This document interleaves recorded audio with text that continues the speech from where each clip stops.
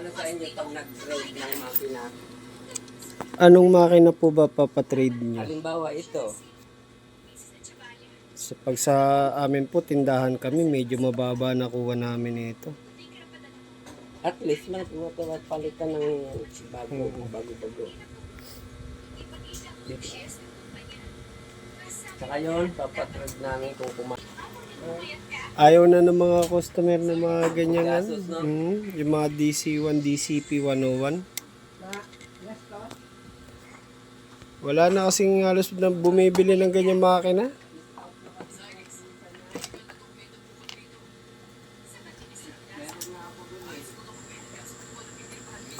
Ayan, bali ito, papalitan natin ng rotating hook. Old model po kasi yan. Ayan, bali, tatanggalin muna natin position finger para mapalitan natin ng rotating hook to. Tinanggal na natin position finger. Ayan, tatanggalin natin to rotating hook. Papalitan na kasi natin to. Tapos isa na lang pala yung tornilyo nakakabit dito. Ayan, kaya pala natin to papalitan na rotating hook. Request na rin nung may-ari. Bali yung rotating hook niya kasi puro tama na ng karayom.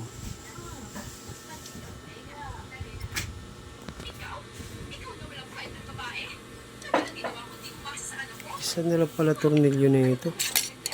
Oh. Yung malalaki, yung kulang yun.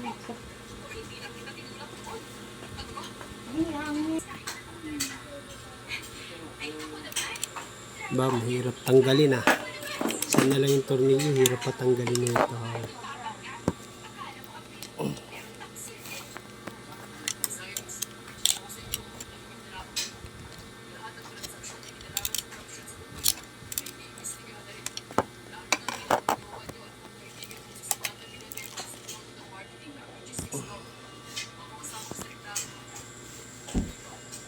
Ito yung rotating.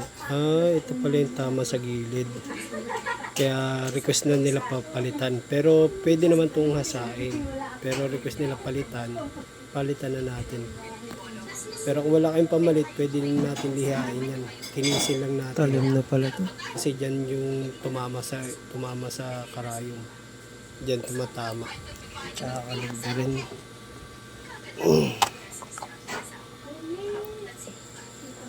Yan, bali ito yung bagong rotating hook na ikakabit natin. Yan, order nila to eh. Ito yung kakabit natin ngayon dyan, bago rotating hook. Yan, ganito lang magsalpak niyan. Yan, bali luwagan lang natin itong mga tornilyo na to kasi medyo nakalubog eh. Kalimitan kasi sa mga bagong nakalubog yan. Kaya kailangan natin luwagan yan para pumasok doon sa shafting.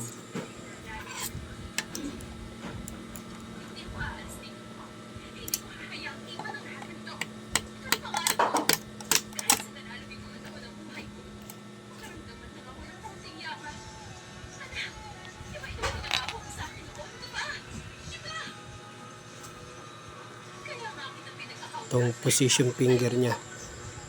Yan. Ito yung position finger niya. Kakabit na natin ito. Yan. Yan. Salpak na natin yan dyan. Itatapat lang natin yan doon sa pinakagatla na rotating hook. Sa parang may kanal niya. Doon natin isasalpak yan. Ayan, pinaka-stopper niya doon. Ayan, position finger.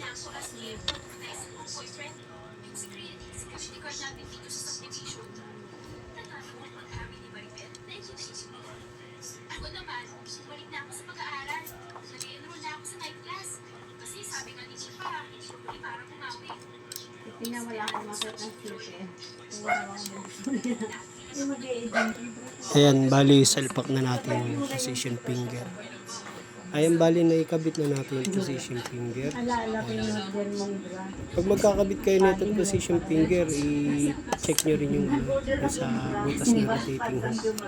Kailangan nakagitna dyan yung karayom sa pinapasukan na yan. Yung butas na yan. Kailangan nakagitna dyan yung karayom. Meron akong dalang din eh. Ang gagabi na ng online yun. Wala na bulol ako. Parang yung Sa akin naman ay, simula yung bumili ako na, kasi nga bumuo na ako mag-order din ng ano. maanong din ako nag-order. May karayom po kayo. Karayom po nito. Ay, karayom. Ewan ko kung may karayom ako ngayon. Abi, kahit luma, Ay, kailangan po bago kasi mag-adjust tayo ng timing. Mamaya baluktot na yung may bigay nyo sa akin. Pag nagpalit, wala na. mo ito, may diferensya din ito.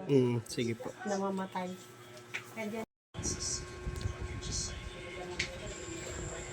Ayan, bali ang timing nito, pagpangat na yung karayom, susungkit sa butas ng karayom.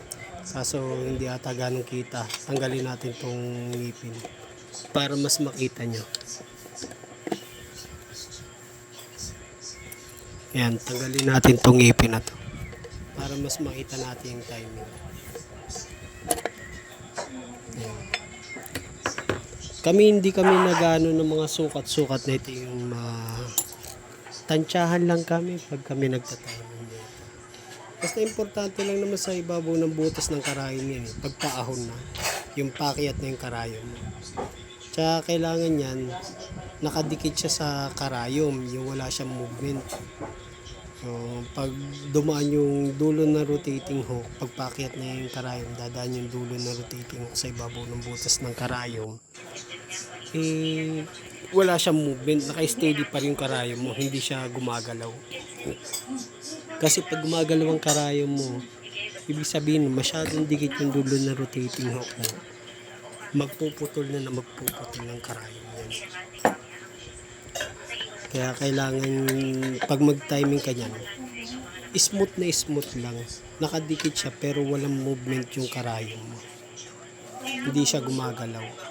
Ayun o, sa ibabaw lang ng butas ng karayom yan, yung timing yan.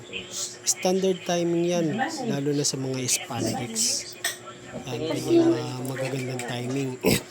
Pero kung spandex ang tela mo at ganyan naman yung timing mo, at naglalaktaw pa rin, yung dulo ng rotating hook mo, pull na yun. Kailangan mo na yung lihain para tulisin yung dulo. Wala. Inano natin yun. hangiran, Kailangan kasi pagtulak natin ng karayom papasok, nakadikit siya pero steady lang yung karayom. ano pa ba yun? Yung hindi siya gagalaw, hindi siya magmumove pa kaliwa, walang movement as in walang movement pero nakadikit yung karayom natin sa dulo na rotating hook.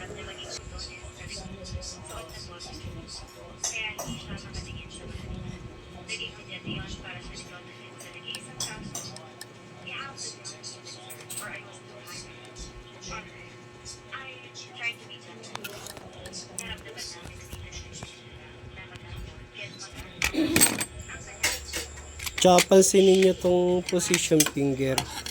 Yan o, hindi masyado nakadikit siya sa rotating hook. Kasi dyan dumadaan yung sinulid galing sa karayom. Yan. Kaya kailangan mag-allowance kayo dyan. Lagyan nyo sila ng space. Allowance. Yung tipo naglalaro lang yung rotating. Kasi dyan dadaan yung sinulid sa ilalim. Hindi pwedeng dikit na dikit yan. Pag dikit na dikit yan, hindi aakyat yung sinulid mo galing sa karayom.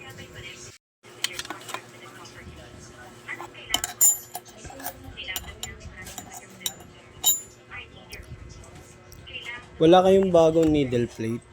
Na? Needle plate, plato.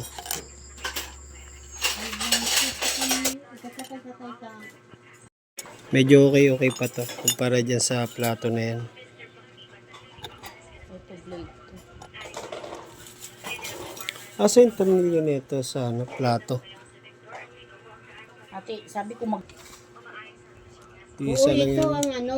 yan yung nawala. Oo, ito. isa lang yung tornilyo na rotating eh. Tsaka kalog na Sa rin iyo yan. to? Hindi, yan po yung pinalitan natin. Nagpadala ko niya ng bago. Yung pata ho. Pata daw Ang na saan? patan yan. Yan lang naman. Saan yung dating pata niyan, te? Yan. Ito. Ano yung pinabitan mo lang? Hindi, ganyan talaga yan pagdating ko. Hindi ah. Yan. Kaya kasabi ko, hirap eh. Gusto ko pumunta ng ano, ng... Hindi naman ganyan yung pata niya. Sino ba huling gumamit niya? Yan. Hindi eh, kasi ginamit ko pa yan Yung nung umalis si ano. Sino? Si... Ay, yung pata na to. Hmm? Ang klase yung pata. Kaya nga, iba gusto ko pumunta ng Carolina, bumili lang ng pata na walang ganito sa gabal yun. Hindi mo lang napansin na ikaw umupo ito. Hindi yan eh.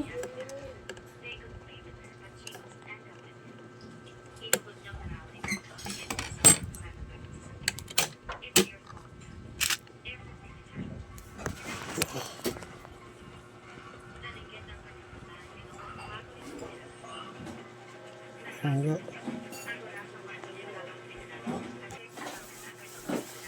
Ayan, pag tumatama yung pressure foot sa karayom, dito nyo lang yan i-adjust ha. Daming dumi Linis muna. Daming ganyan eh. Hmm.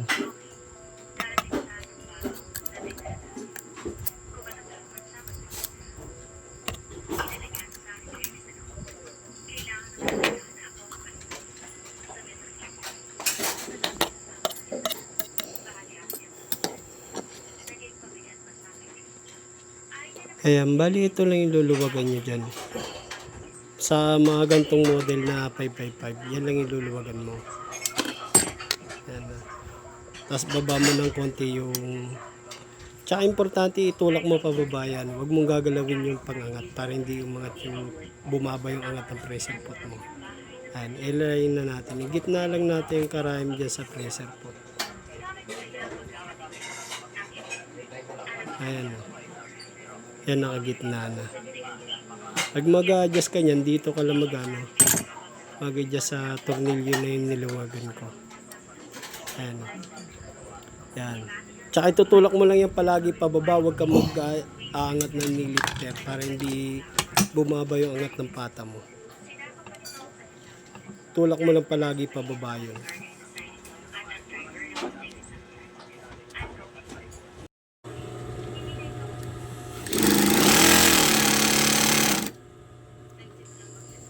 Ayan, testing natin. Medyo maingay na yung makina nila kasi may tama na yung centric. Kalog na yung centric nito. Centric na may tama. Lakas na ng kalog. Para sa mga hindi nakakalam kung saan yung centric, yun po yung pinagkakabitan ng connecting sa loob. Sa loob ng makina. Okay na to. Bilog po yun yung pinagkakabitan ng yung centric nila yung bilog sa loob. Doon tayo nag-adjust ng feeding. Patesting na lang nito. Bakit mo si testing? Testing mo daw. Ayos na eh. Ito yung rotating hook na pinagpalitan natin. Magagamit pa ba yan? Hindi na. Puro tama na po ng karayom. Magagamit yan kaso Hindi, tapos na yan. lilihain pa natin. Tsaka kalog na rin naman natin. Oh, Itapon na natin. ang laking tawa sa gilid.